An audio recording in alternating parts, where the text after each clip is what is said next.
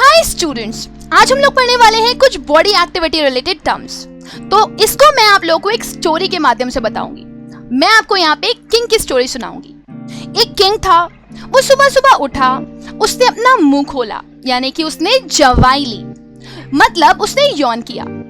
फिर उसने अपनी बॉडी को खींचा, अंगड़ाई ली, यानी कि उसने स्ट्रेच किया। फिर उसने चुटकी बजाई यानी कि क्लिक किया, तो उसके पास ब्रेकफास्ट आ गया। ब्रेकफास्ट को देख करके वो खुश हो गया, तो खुश होकर के उसने ताली बजाई, यानी उसने क्लैप किया। उसने ब्रेकफास्ट खाया और ब्रेकफास्ट खाते ही उसे डकार आ गई, यानी कि उसने बर्प किया। जैसे ही उसने बर्प किया तो उसे लगा कि उसे खाना हजम नहीं हुआ है, तो उसे हिचकी आने लगी, यानी कि उसने हिकअप्स लिए। और हिकअप्स आने के बाद उसके सेवकों ने उसे पानी दिया और उसने पानी को पिया, यानी कि उसने उसे ड्रिंक किया। Thank you.